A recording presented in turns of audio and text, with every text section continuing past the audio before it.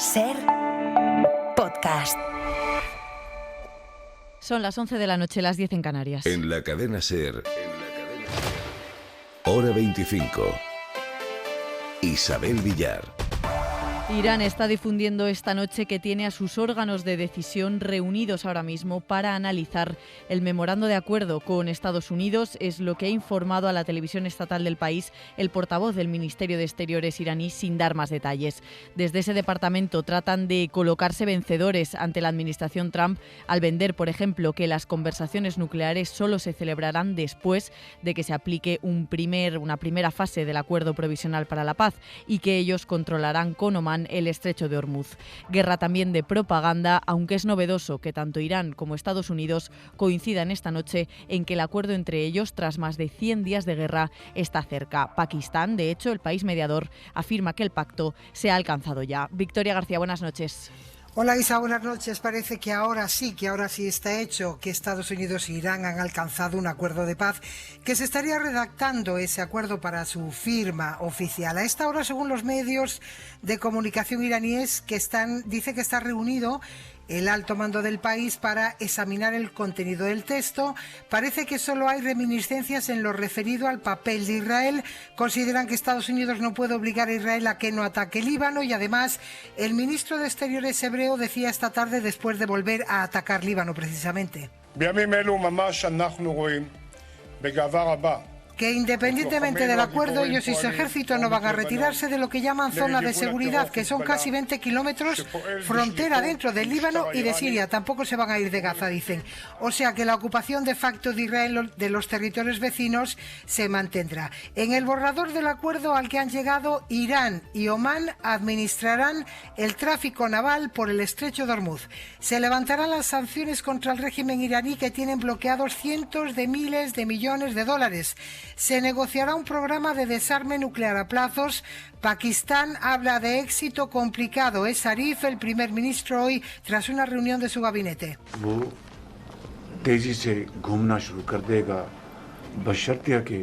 Pero todo esto, Isabel, prácticamente ya estaba. Ya hubo un plan de desarme nuclear entre Irán y el grupo de 5 países encabezado por Estados Unidos. El estrecho de Hormuz era de paso libre. Irán seguía teniendo parte de sus activos internacionales congelados por las sanciones.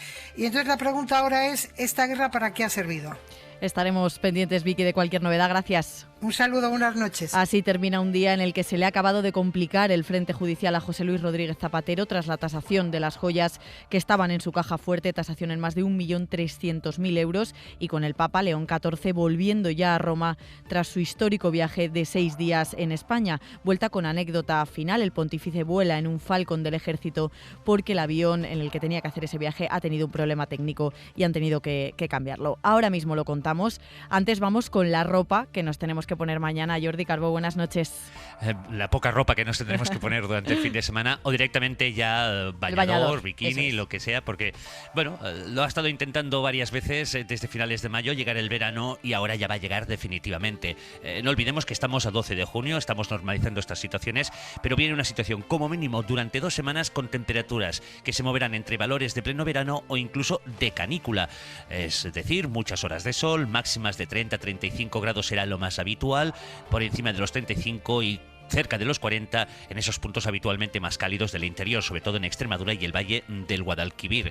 Mucho sol, como ha hecho hoy, mañana, con algún primer conato de tormenta en puntos de montaña, pero cuidado a partir del domingo, ya que será a partir de ese día cuando se van a formar estas tormentas derivadas del intenso calor. No dejarán mucha agua, afectarán pocas poblaciones del interior y sobre todo cerca de puntos de montaña, pero esas tormentas irán acompañadas en muchos casos de granizo y sobre todo fuertes rachas de viento. Jordi, buen fin de semana. Igualmente.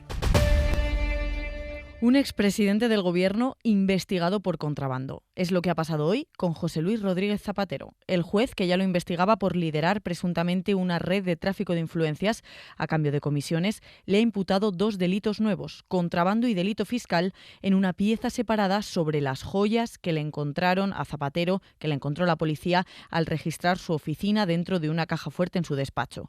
Joyas que valen más de 1.300.000 euros, mucho más de lo que se dijo inicialmente precisamente desde el entorno del expresidente del Gobierno, de lo que dijo aquí en Hora 25 Luis Arroyo, como portavoz autorizado de Zapatero. Son joyas que alguien, algún experto, ha valorado, cuidado, esto es importante, y él quiere que se sepa, entre 30.000 y 50.000 euros, digo, porque claro, y aquí ya, hablando de las joyas, con perdón y con todo cariño, pero de las joyas de la abuela, pues ya aparece uno, que no, esto vale 1 millón de euros, estos son las joyas de Sisi Emperatriz. Pero sí valen 1 millón de euros, más de hecho, según la tasación que tiene sobre la mesa el juez Calama. Arroyo ha pedido hoy perdón en redes sociales por haber inducido a errores, lo que ha escrito, sobre el valor total del ajuar, en el que hay, por ejemplo, un collar que solo ese collar, vale 278.000 euros. Es un collar de oro blanco, con diamantes y 2 esmeraldas de Zambia. Esa es la pieza más cara del ajuar. Miguel Ángel Campos. Un centenar de piezas tasadas en 1.323.000 euros en el mercado de reposición. Esto significa el mercado primario más impuestos, es decir,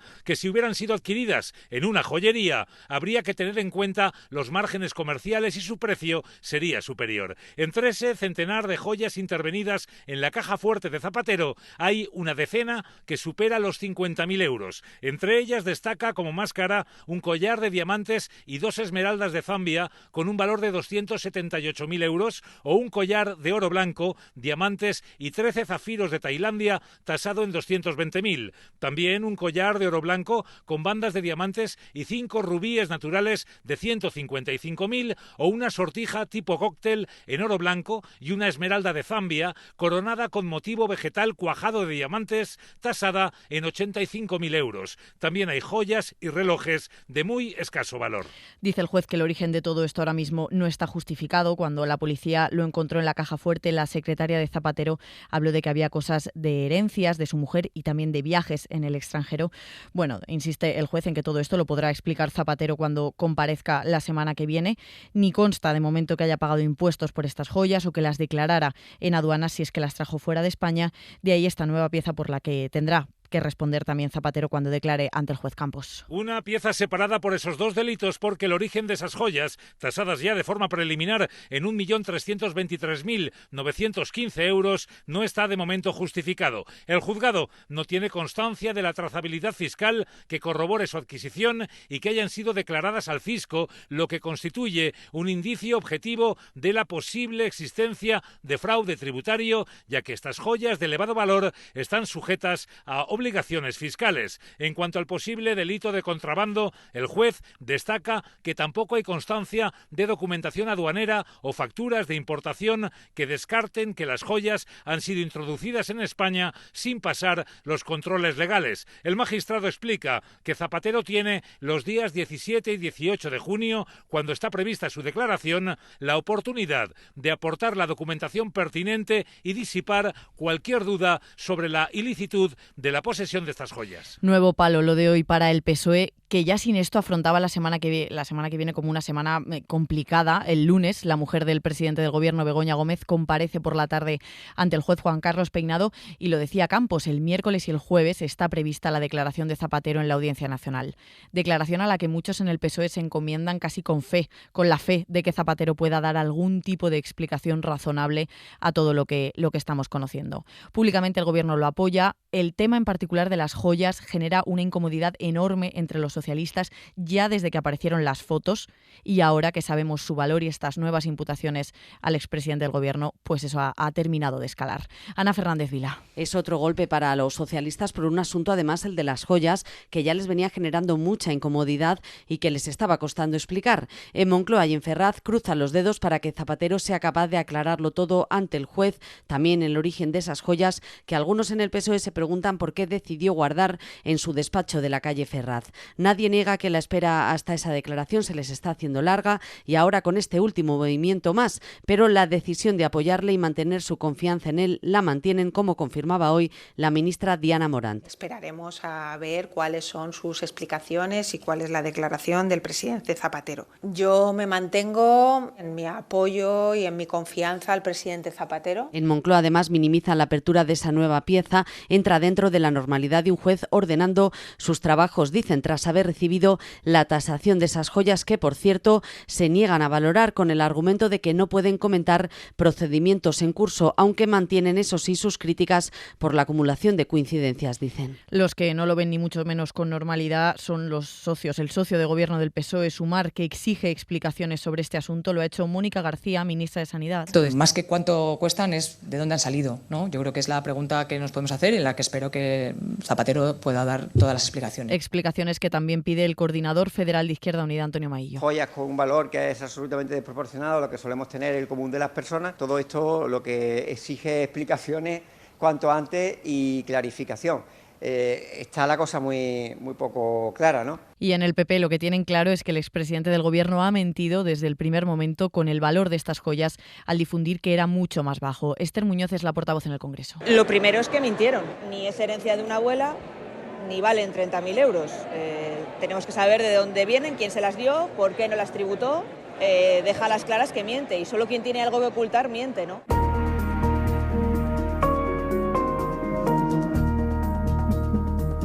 El Partido Popular, que ha anunciado hoy una nueva batería de citaciones en el Senado para seguir apretando al Gobierno, también con el caso Leire. Han citado a la actual fiscal general del Estado, a Teresa Peramato, para que aclare los detalles de las dos reuniones que tuvieron la exmilitante socialista Leire Díez, el abogado de Santos Cerdán y quien entonces era mano derecha de su antecesor, de Álvaro García Ortiz. Reuniones que el juez que investiga el caso Leire en la Audiencia Nacional, el juez Pedraz, enmarca dentro de esas supuestas maniobras de la trama para torpedear investigaciones que afectaran al Gobierno. El Partido Popular quiere que Peramato dé cuenta en el Senado de esas reuniones. Alicia García, portavoz. La fiscal general del Estado tendrá que dar la cara el próximo viernes, día 19, en la Comisión de Justicia del Senado. Porque hoy lo sabemos. Leire Díez tenía pase VIP en la Fiscalía General del Estado. Eso será el viernes, el día 30. Quien tendrá que comparecer es el ministro de Interior, Grande Marlaska, a quien el PP acusa de mentir sobre las relaciones de Leire con la directora de la Guardia Civil. La propia Mercedes González comparecerá también en el Senado la semana que viene. Y todavía sobre el caso Leire, ha dimitido esta tarde el interventor general de la Junta de Andalucía, Miguel Ángel Figueroa, por sus supuestos vínculos con esta red. Antes de aterrizar en la intervención andaluza, Figueroa trabajó en la SEPI. Estaba muy vinculado al expresidente Vicente Fernández, también imputado, y supuestamente la trama se benefició de información que les pasaba a Figueroa. De hecho, su nombre sale en las agendas de Leire. Hoy hemos sabido que ha dimitido. Víctor Olazábal, buenas noches. Buenas noches. En 2021, la presunta fontanera del PSOE anotó las siglas del nombre de Figueroa en un esquema de la SEPI. Leire Díez escribió en sus libretas: él va a ser nuestros ojos en la SEPI. Relación Empresas, Consejo, Administración del Fondo del Martes. Los directores de participadas tienen acceso a todo de todos. En 2021, Figueroa ocupaba el cargo de director de Participadas 3 en la SEPI. Lo fichó precisamente Vicente Fernández, que está imputado en la trama Leire Cerdán. El hasta ahora interventor de Andalucía llegó al cargo a principios de 2025 y dimitió el pasado lunes, aunque ha trascendido esta tarde. La otra dimisión relacionada con la trama es la de Jesús Pérez Rodríguez Urrutia, consejero independiente de la empresa vasca Tubos Reunidos. Es uno de los directivos investigados por la Audiencia Nacional en relación con el pago de comisiones ilegales para conseguir la ayuda de 113 millones que la SEPI destinó al rescate de Tubos Reunidos. Pérez se habría reunido con Santos Cerdán y Leire Díez en 2024 en la sede del PSOE en Ferraz. Con esta celebración eucarística concluye mi viaje apostólico a España. Doy gracias a Dios y a todos los que me han acogido y que de mil maneras han colaborado en la preparación en Madrid, Barcelona y Montserrat y aquí en las Islas Canarias. Regreso a Roma conmovido por el gran afecto con el que me han recibido. Así ha terminado el Papa León XIV. La última misa de su viaje en nuestro país ha sido en Tenerife y de ahí ha ido al aeropuerto, de donde tenía que haber partido hacia Roma en un avión de Iberia. Pero el aparato ha tenido un problema técnico, una avería, cuando el Papa estaba subido dentro y finalmente ha tenido que volar una hora después de lo previsto, en el Falcon que le ha cedido el rey Felipe VI. Anécdota final de un viaje que ha llevado a León XIV a Madrid, a Barcelona y en esta última etapa a Canarias, donde el pontífice se quería centrar en la situación de los migrantes. Canarias ha sido el colofón en este sentido, pero la inmigración ha sido uno de los ejes que ha vertebrado el viaje del pontífice. Marina García. Así es, el apoyo a los migrantes ha sido la columna vertebral de este viaje. De hecho, ha estado presente en casi todos sus discursos, en el que pronunció, por ejemplo, en Madrid ante el Congreso de los Diputados. La situación de los migrantes y refugiados exige una respuesta que mire a las personas. También en Barcelona, en la homilía de la Sagrada Familia. No podemos creer en Jesús y abandonar a quien sufre, a quien huye de la miseria. Y esta mañana en el último evento multitudinario, la misa celebrada a cielo abierto en el puerto de Santa Cruz de Tenerife. Suena de modo totalmente específico en estas islas, en el centro de rutas migratorias que lo hacen lugar de primera acogida. Mientras el pontífice hablaba, detrás del palco 3 cayucos reposaban en el espigón del muelle, una de las tantas imágenes de gran poder simbólico que deja su paso por Canarias, que es quizás la pieza clave de este viaje apostólico. Desde su encuentro con migrantes en el muelle de Arguineguín, donde lanzó una ofrenda floral al mar, como había hecho Francisco en Lesbos y Lampedusa, por todos los que no consiguieron llegar a Europa, a su encuentro esta mañana con otros migrantes en el centro de acogida de Las Raíces, donde lo hemos visto más cómodo que nunca, hablando con ellos e incluso cogiendo en brazos a niños y niñas que jugueteaban con su crucifijo. SpaceX, la compañía de Elon Musk, ha cerrado su primer día en Wall Street con una subida del 19%. Así ha debutado en bolsa esta compañía especializada en el lanzamiento de cohetes al espacio, en satélites de comunicaciones, también en inteligencia artificial, que se anota la mayor salida a bolsa de la historia y su dueño, Musk, se convierte desde hoy en el primer billonario del mundo. Nunca antes una persona había acumulado tanta riqueza. Pablo Anzola. Sí, la compañía en la que, según ha dicho esta tarde, ni él mismo confiaba. Y con la que promete instalar a los humanos en Marte y en la Luna. Se ha estrenado en Wall Street con estos aplausos y con una subida de más del 10% que ha dado impulso a la que ya es oficialmente la mayor salida a bolsa de toda la historia. SpaceX, centrada en el lanzamiento de satélites, pero también en la inteligencia artificial, se convierte así en una de las 10 compañías más valiosas del mundo y su número 1, Elon Musk, que por cierto decía esta tarde desde Texas que siempre habrá problemas en la Tierra, pero que quiere conquistar el espacio, bueno, se acaba de convertir en el primer billonario del planeta. Es una cantidad astronómica, 1 millón de millones, que equivale a la misma riqueza que posee la mitad más pobre de la población mundial. Sobre riqueza, la Fiscalía se opone a rebajar las medidas cautelares contra el hijo del fundador de Mango, acusado de matar a su padre. Se opone, entre otras cosas, porque cree que Jonathan Andic tiene una capacidad económica tan alta que hay riesgo de que se fugue. También porque ve muchos indicios de que fue él quien empujó a su padre para matarlo cuando estaban juntos de excursión. Entre esos indicios, mensajes como este que ha avanzado hoy la agencia EFE. Jonathan Andic, el hijo del fundador de Mango, le dijo a su padre 5 meses antes de su muerte: no me extraña que pensaras que era capaz hasta de matarte. Esto se lo envió cuando quería celebrar avances en una terapia familiar que hacían juntos y estaba recordando algunas de las discusiones que habían tenido. Y entonces es cuando le escribe eso Jonathan Andic a su padre: no me extraña que pensaras que era capaz hasta de matarte. Barcelona, Soledad Domínguez. La Fiscalía ha presentado un escrito en el Tribunal de Instancia de Martorell para oponerse a la retirada de las medidas cautelares que el juez impuso a Jonathan Andic, una fianza de 1 millón de euros, la retirada del pasaporte y la obligación de presentarse cada semana ante la justicia. Uno de los argumentos que utiliza la Fiscalía son precisamente mensajes como ese que habéis leído, pero también otros, como el que Jonathan Andic mandó a su padre en julio de 2024, que decía: comprendo que era imposible sanear nuestra relación, no me sorprende que la cuerda se rompiera, dijo Jonathan al fundador de Mango por WhatsApp. También el fundador de Mango escribía a su terapeuta 6 meses antes de su muerte, le decía que su relación con su primogénito seguía igual de regular o de mal, justo lo diplomático, saludar y nada más. Y en Madrid, desde el lunes, quienes no estén empadronados en la comunidad no podrán sacarse la tarjeta personal de transporte, la única que permite cargar el billete de 30 días, el más económico para viajeros habituales.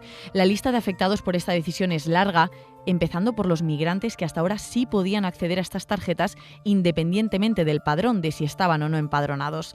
De hecho, tener estas tarjetas era una de las formas con las que se podía demostrar arraigo para acceder al proceso de regularización aprobado por el Gobierno central. Pero la decisión no les afecta solo a ellos, también impacta, por ejemplo, en los estudiantes que van a Madrid, por ejemplo, a la universidad y que viven allí, se alquilan un piso o lo que sea, pero que no se empadronan. Ahora, si quieren estos descuentos en el transporte, y además los jóvenes tienen más descuentos, pues tendrán que hacerlo, tendrán que empadronarse. El Gobierno de Ayuso alega motivos económicos. Pablo Rodríguez es gerente del Consorcio Regional de Transportes. La finalidad es que quienes contribuyen con sus impuestos al mantenimiento del sistema sean quienes puedan beneficiarse de estas condiciones subvencionadas. Pero la oposición tiene claro que es una medida ideológica. Javier Guardiola es diputado del PSOE en la Asamblea. Aquí vemos el ejemplo de cómo Ayuso aplica la prioridad nacional en el transporte, dejando fuera a las personas migrantes.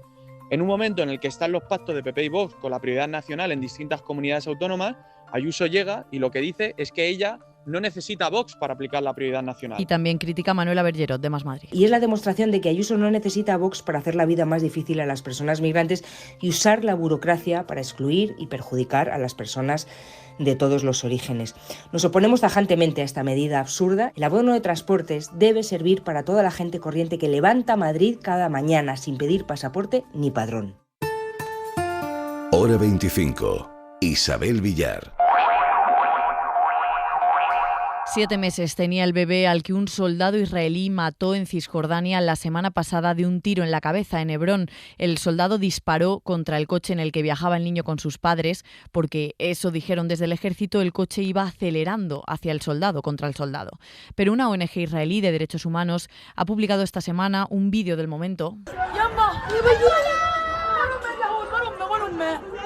Y lo que se ve es justo lo contrario, que el coche estaba frenando cuando el soldado empieza a abrir fuego. En la SER hemos hablado con los padres de ese bebé, que están, como es lógico, absolutamente destrozados. Corresponsal Nuria Garrido. Sí, el día que asesinaron a Sam, el pasado viernes, cumplía 7 meses. Su madre lo llevaba en brazos, sentada en la parte trasera del vehículo que conducía su marido desde Belén a Hebrón, cuando una bala, disparada por un soldado israelí, atravesó el parabrisas del coche e impactó en la cabeza de la criatura.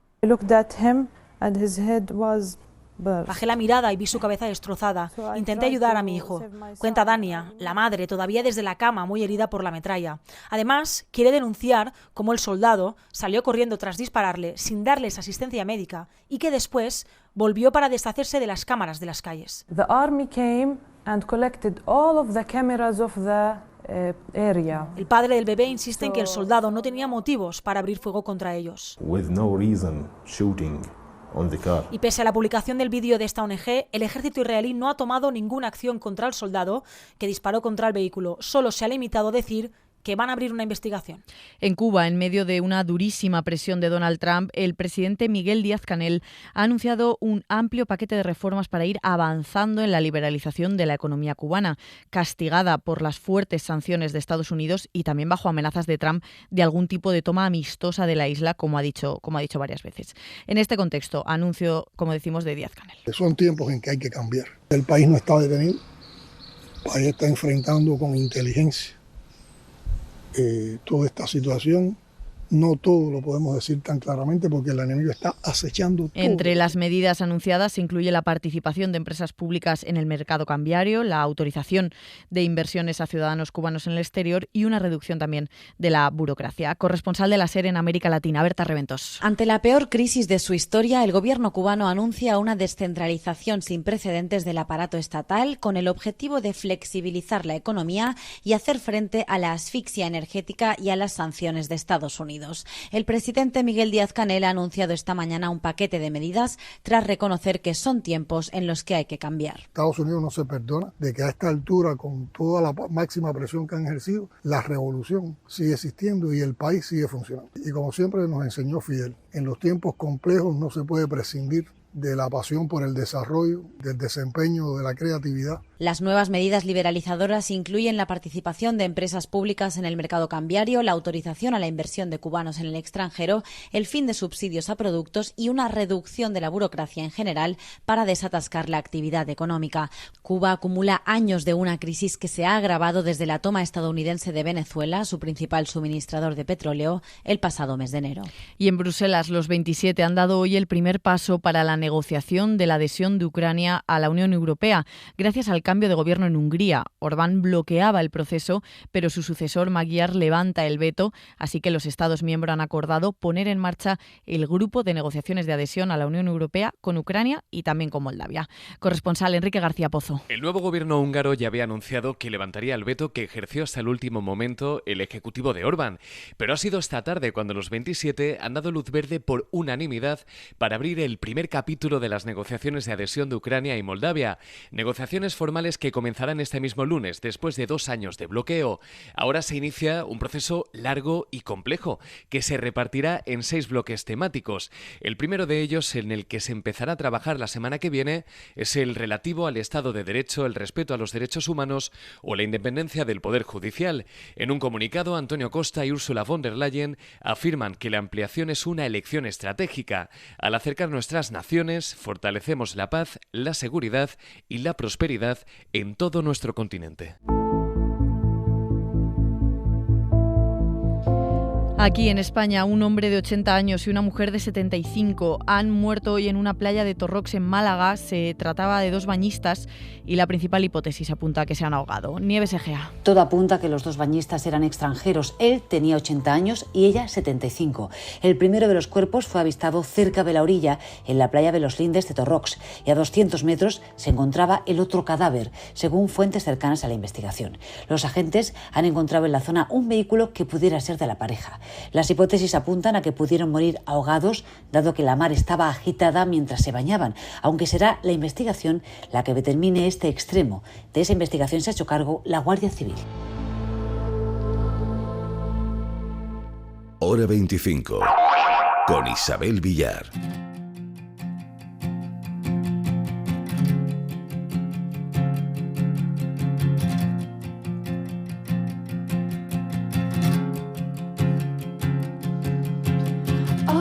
Y ahora que estamos ante un fin de semana de mucho calor, nos lo ha contado Jordi al empezar, da gusto admirar las piscinas brillantes, azulísimas, de David Hockney, pintor británico que ha muerto ya a los 88 años. Se imagina uno en esas piscinas, que fueron uno de los motivos centrales de su obra, aunque en su pintura hay también interiores, hay retratos y hay innovación en cuanto a la técnica, innovación hasta el final. Miguel Galindo. Decía David Hockney que él siempre había querido ser pintor. El británico es una de las figuras más emblemáticas del arte contemporáneo de los siglos XX y XXI. Trabajó prácticamente hasta el final de su vida, llegando a ser el artista vivo más caro del mundo. Fue uno de los pilares fundamentales del movimiento pop art en la década de los 60. Abordó la homosexualidad en sus obras, conocidas por sus colores, su alegría y su obsesión por pintar piscinas. Llegó a decir que a mucha gente le gustaría ser artista por el privilegio que es interpretar la vida y las experiencias personales. Fue amigo de Andy Warhol, Mick Jagger o Dennis Hooper. También fue escenógrafo. Vivió entre Los Ángeles, Londres y París. Siempre se le recordará como uno de los artistas más especiales de los últimos años.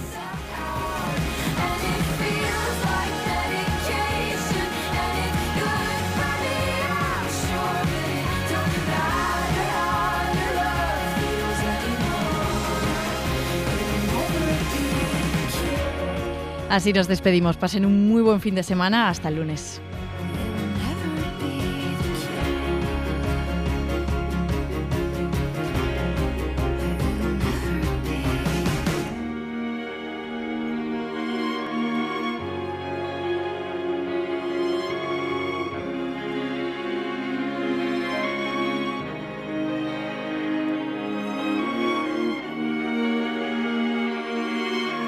Hora 25.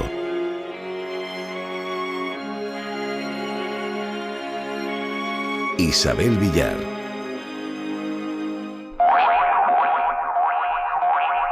Para no perderte ningún episodio, síguenos en la aplicación o la web de la SER, Podium Podcast o tu plataforma de audio favorita.